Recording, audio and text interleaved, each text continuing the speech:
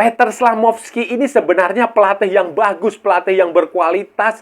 Dia lama menjadi asistennya Angelos Postecoglou di Australia. Tetapi ya sayang sekali dia datang di waktu dan tempat yang salah, di mana Malaysia sedang terlibat dalam skandal naturalisasi pemain ilegal. Dan sekarang dia pergi, kita tunggu kira-kira siapa pelatih Malaysia selanjutnya. Apakah Pep Guardiola, apakah Antonio Conte, atau Bojan Hoda? Siapa saudara-saudara kira-kira yang cocok? Halo saudara-saudara. Jumpa lagi dengan komentator gadungan di sini. Dengan komentator yang gadungan.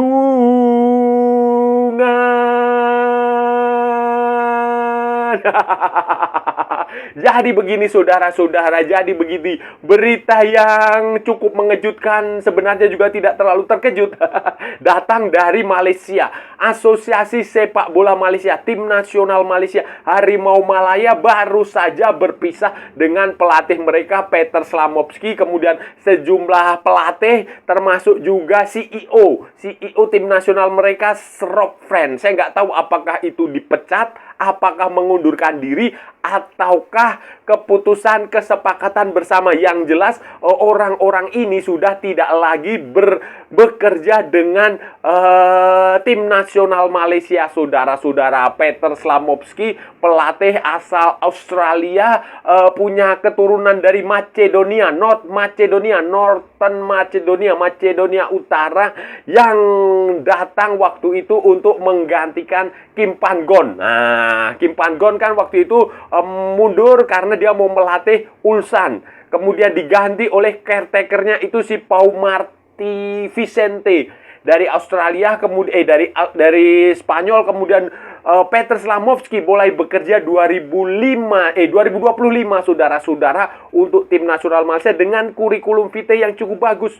Dia dulu asistennya Angelos Postecoglou waktu di Tim Nasional Australia maupun waktu di Jepang, melatih di klub Jepang, saudara-saudara. Secara kurikulum vitae ini cukup bagus. Dan 9 pertandingan, 7 kemenangan, 1 seri dan 1 kekalahan, 20 gol mencetak, 60 gol kemasukan, 77,78%.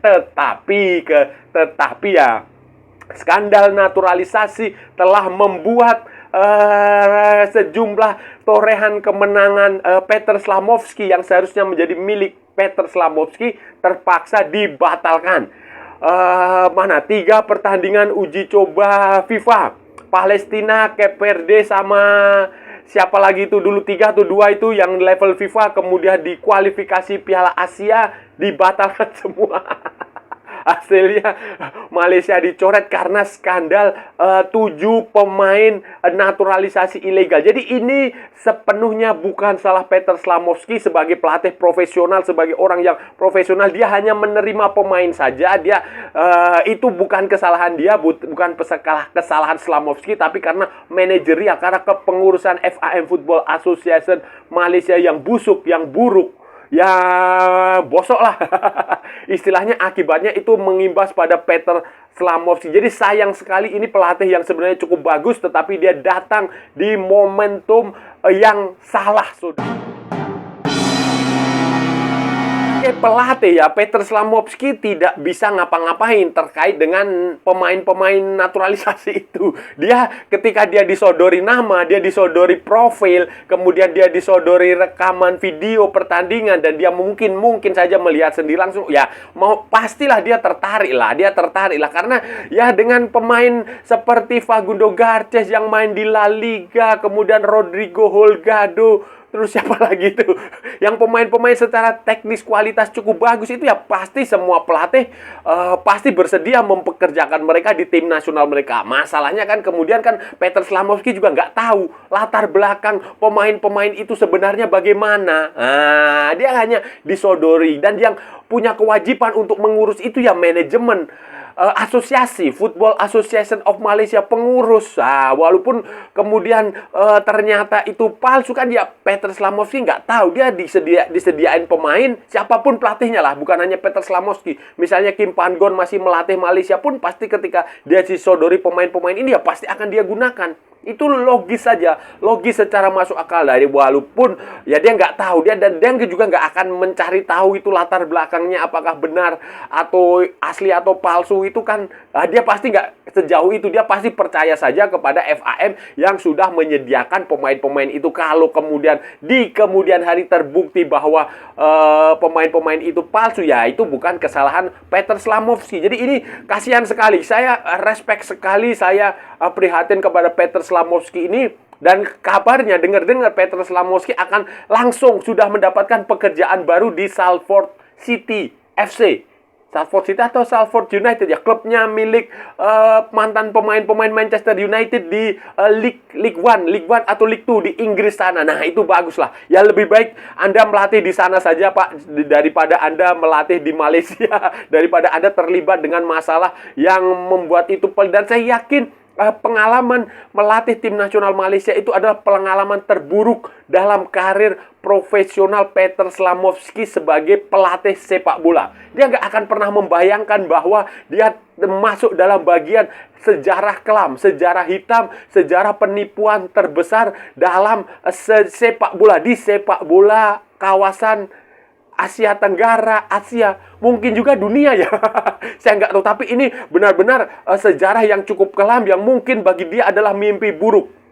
Mimpi buruk, dan ketika dia meninggalkan Malaysia, pergi dari Malaysia, ini menurut saya dia sudah bangun tidur lah. Bangun tidur, dia menyadari kembali realitas hidup dia, walaupun dalam pesan perpisahannya dia juga mengucapkan terima kasih kepada Malaysia, kepada fans, kepada pengurus. Kemudian dia juga berharap sepak bola Malaysia berkembang. Dia berharap di kemudian hari sepak bola Malaysia akan berkembang lebih bagus lagi. Tetapi bagi Peter Slamovski tentu saja meninggalkan Malaysia ini adalah sebagai sebuah hal yang bagus, hal yang positif, daripada dia disuguhi oleh kepengurusan yang abu-abu, yang nggak jelas. Siapa sebenarnya ketuanya, siapa sebenarnya pengurusnya, tidak ada yang secara gentleman, secara kesatria mengambil tanggung jawab bahwa oh ya, saya yang bertanggung jawab, saya yang memalsukan dokumen, saya siap dipenjara. Itu nggak ada, nggak terlihat di sepak bola Malaysia. Kita lihat rekam jejak Slamovski, saudara-saudara ya. Ini sebenarnya bagus lah. Dia lama sekali bekerja dengan Angelos Postecoglou, dan prestasinya bersama Angelos Postecoglou itu pelatih Australia itu luar biasa. 2014 Piala Dunia 2014 di Brasil. Itu bukti bagaimana hasil kerja Australia di bawah Postecoglou bersama asistennya Slamovski ini. Kemudian Piala Konfederasi 2000 berapa ya? 2015 atau 2017 itu dia juga ikut di situ. Piala Asia 2015 itu juga menunjukkan bahwa hasil kerja Peter Slamovski yang membantu Angelos Postecoglou. Pelatih kepalanya memang Angelos Postecoglou yang mengatur taktik, mengatur strategi, menentukan. Tetapi peran Peter Slamovski di situ besar sekali. Dia memberi masukan, dia melatih tim itu, memberikan instruksi langsung secara teknisnya. Itu luar biasa. Dan kemudian dari Australia juga dia ikut bersama dengan Postecoglou ke Jepang, Yokohama F. Marinos. Nah, lihat Anda prestasinya Yokohama F. Marinos di arahan Postecoglou itu kan juga keren. Keren, saudara-saudara. Setelah juara dengan Yokohama Marinos bersama Angelos Postecoglou, Slamovski kemudian ditunjuk sebagai pelatih kepala Shimizu S-Pulse, salah satu klub J1 League Jepang. Dan itu hasilnya juga lumayan, saudara-saudara, mengubah style Shimizu S-Pulse dari tim yang defensif menjadi tim yang attacking, tim yang menyerang. Dan itu dia mendapatkan apresiasi banyak pihak, walaupun kemudian dia di situ nggak terlalu, maksudnya pialanya nggak banyak lah, nggak menjuarai. Kemudian dia pindah ke Montedio Yamagata itu dia di situ di J2, dan setelah itu dia melatih di tim nasional Malaysia. Dan ketika melatih tim nasional Malaysia juga sebenarnya nggak buruk-buruk amat ini pelatih, saudara-saudara, nggak buruk-buruk amat. Ini harus fair kita mengakui ya, harus fair, ini pelatih sebenarnya cukup bagus, cara melatih dia, pendekatan dia juga bagus kepada pemain, taktik dan strategi dia baik, terbukti dia mampu mengalahkan Vietnam 4-0 di Stadion Nasional Bukit Jalil pada kualifikasi Piala Asia, terlepas kemudian didapati fakta bahwa ada pemain-pemain yang tidak sah di situ. Tetapi itu sekali lagi itu bukan kesalahan Peter Slamovski sebagai pelatih. Dia hanya pelatih, dia tidak mengumpulkan pemain, dia tidak memilih pemain, dia hanya menerima pemain yang diberikan oleh Asosiasi Sepak Bola Malaysia. Karena ya pelatih sehebat apapun kalau stok squad pilihan pemainnya terbatas juga tidak akan bisa berkembang. Jadi itu balance lah, balance. Sebaliknya pelatih jelek, kalau skuadnya bagus juga tidak akan bisa berkembang. Jadi itu tim yang balance. Dan sekarang Peter Slamovski sudah memilih karir baru, melatih di Inggris, dan saya rasa itu sesuatu yang bagus. Selanjutnya, saudara-saudara, bagaimana dengan masa depan Malaysia? Nah, bagaimana dengan tim nasional Malaysia ke depan? Mengingat Piala AFF ini sudah di depan mata. Ya, kemarin kan rencananya Nafuzi Zaim akan melatih Malaysia di Piala AFF. Tapi saya nggak tahu apakah rencananya akan masih berlanjut atau tidak. Nah, barangkali ada saudara-saudara penonton dari Malaysia punya informasi soal ini, informasi terkini ya, informasi updated, silahkan tulis saja di kolom komentar. Tetapi ya Malaysia kan memang agak gimana gitu, dia selalu berpatokan pada FIFA Matchday walaupun prestasi mereka tidak bagus-bagus amat. Tapi ya itu pilihannya. Sekarang kita tinggal nunggu siapa calon pelatih Malaysia berikutnya. Siapa pelatih, dan pelatih Malaysia ke depan itu tugasnya berat karena dia harus mencari pemain, mengumpulkan pemain-pemain lokal Malaysia, kalau perlu menaturalisasi pemain-pemain dari Liga Malaysia, pemain-pemain asing, mencari pemain diaspora, pemain keturunan kalau ada ya, pemain warisan di luar negeri. Kalau ada, itu tugas dia seperti itu, cukup berat. Dan ya saya nggak tahu siapa kandidatnya, belum ada karena belum ada rumor. Tetapi ya kalau kita melihat bursa pelatih di seluruh dunia, ya banyaklah pelatih yang sedang tidak bekerja. Pep Guardiola contohnya baru saja mundur dari Manchester City. Nah, barangkali bisa dikontrak. Antonio Conte, jangan lupa. Antonio Conte juga mundur dari Napoli. Kabarnya tim nasional Italia, tetapi belum ada kepastian juga. Jadi itu dua opsi bisa diambil lah.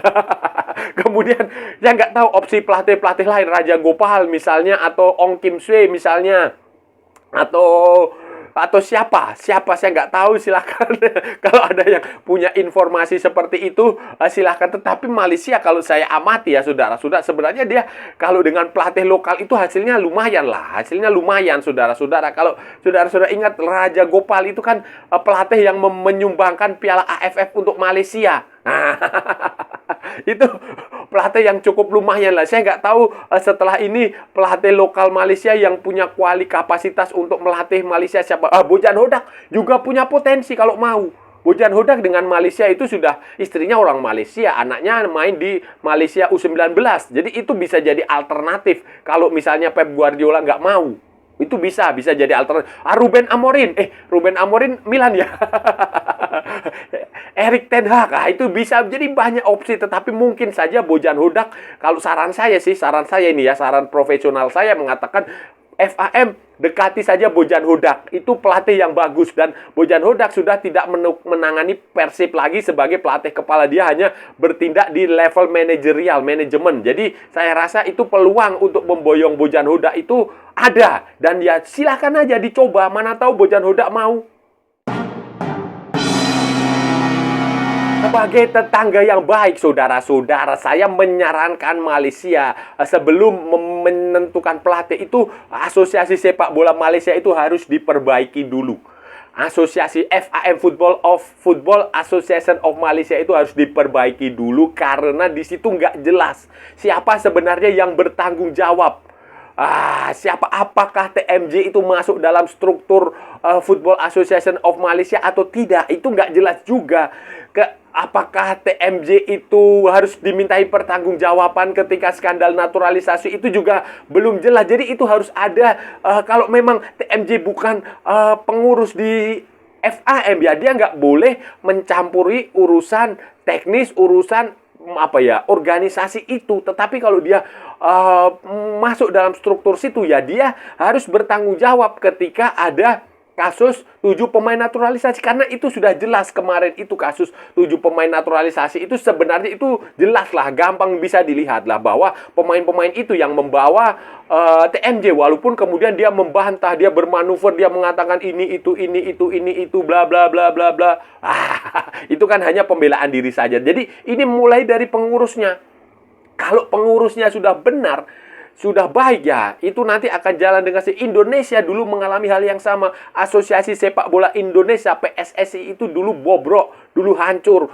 Ada terlalu politik di eranya Nurdin Halid, terlalu politik, kemudian terjadi perpecahan, muncul PSSI tandingan, ada liga double, ada macam-macam lah itu intrik politik masalah. Tapi kan lama-lama diperbaiki, lama-lama dibenahi dengan bantuan FIFA, kemudian mulai bangkit di era Edi Rahmayadi, kemudian di era Iwan Bule, sekarang di eranya Erick Thohir lebih stabil, walaupun masih ada noda, masih ada sejumlah blunder, sejumlah kesalahan, tetapi relatif lebih bisa dikendalikan dibandingkan dulu. Dan rantai komando, penanggung jawab, orang yang bertanggung jawabnya itu juga jelas. Jadi kalau ada apa-apa itu langsung ketua umum bertanggung jawab, presiden asosiasi sepak bolanya bertanggung jawab. Kalau kayak Malaysia sekarang ini, setahun terakhir, 2 tahun, 3 tahun terakhir ini kan nggak jelas siapa sebenarnya pengurusnya, siapa sebenarnya presidennya, fungsi TMJ di situ sebagai apa. Kenapa dia banyak sekali mencampuri masalah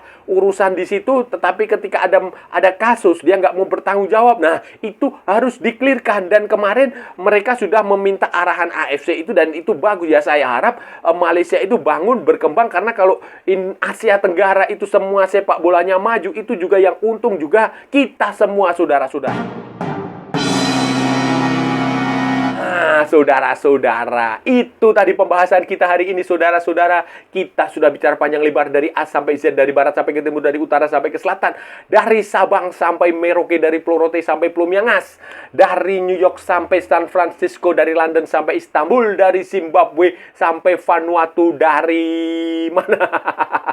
Dari Santa Fenang sampai kota Kinabalu, semua sudah kita ulas, semua sudah kita cakap, semua sudah kita bacotin, semua sudah kita gibahin, semua sudah kita cangkeman, semua sudah kita bicarakan secara bebas. Yang penting sopan.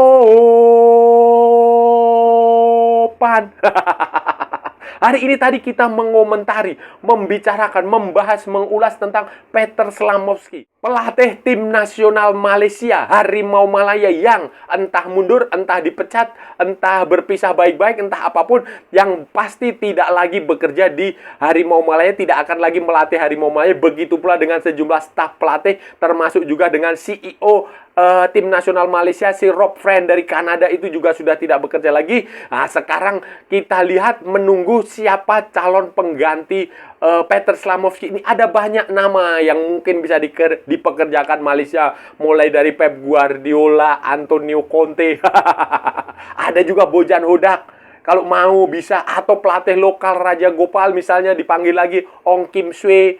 Kemudian itu siapa itu pelatihnya Kuching City, itu juga bisa. Jadi ada banyak opsi, tetapi ya ini Peter Slamovski ini sebenarnya pelatih yang bagus, tetapi dia hanya salah saja, salah datang di waktu yang tidak tepat. Itu saja, di waktu di mana Malaysia sedang terlibat dalam skandal naturalisasi 7 pemain ilegal, sehingga prestasi catatan hasil kerja profesional dia ternoda dengan sangat buruk lah, saudara-saudara. 7 pemain, hukuman bertubi-tubi dijatuhkan oleh FIFA, dijatuhkan oleh Court of Arbitration for Sport. Kemudian Malaysia dipastikan gagal tampil di Piala Asia, walaupun sebenarnya hasil kerja Peter Slamovski ini cukup bagus. 9 pertandingan, 7 menang, 1 seri, 1 kalah. Itu hasil yang fair. Terlepas ada lagi yang itu dicoret, dinyatakan kalah oleh ya karena skandal itu. Jadi ya ini sayang sekali, dan ke depan Peter Slamowski sudah resmi dikatakan melatih Salford City di Inggris, di League One atau League Two, klubnya miliknya mantan pemainnya Manchester United, Paul Scholes, kemudian siapa lagi, Gary Neville, David Beckham, kayak begitulah, Nicky Bata, itu mereka di situ. Dan harapan saya ke depan Malaysia segera menentukan pelatih yang baru, merombak manajemen asosiasi, pengurusnya sebagai pengurus yang bagus. Lupakanlah skandal pemain naturalisasi itu, fokus membina pemain ke depan. Karena kalau sepak bola Malaysia maju, sepak bola Indonesia maju, sepak bola Thailand maju, sepak bola Vietnam maju, itu bagus. Bagus buat kemajuan sepak bola Asia Tenggara. Karena sebagai orang-orang Asia Tenggara, sebagai sesama tetangga ASEAN, kita itu harus maju bersama sebagai sebuah saudara. Oke ya saudara-saudara, ya saya rasa sudah cukup pembahasan kita kali ini. Kalau ada salah-salah ya mohon maaf. Namanya juga gadungan. Wajar kalau gadungan itu salah, tetapi kalau benar berarti sebuah kebenaran. Kalau saudara-saudara merasa channel ini bermanfaat, berguna, menghibur, menginspirasi, silahkan like, share, and subscribe. Tapi kalau tidak, saudara-saudara abaikan saja, skip, jangan ditonton. Tetapi jangan nyampah, jangan membuat komentar-komentar yang menghina, menghujat, melecehkan, merendahkan orang maupun negara lain. Santai aja, ini hanya bola, kita cari teman bukan cari musuh. Ikuti juga akun media sosial Komentator Gadungan, ada di Instagram, ada di Facebook, dan ada di TikTok yang bukan TikTok Shop, saudara-saudaraku semuanya. Oke, sampai bertemu lagi di edisi-edisi berikutnya dengan tema-tema yang tidak bermanfaat, dengan tema-tema yang tidak berguna, dengan tema-tema yang jauh lebih membagongkan.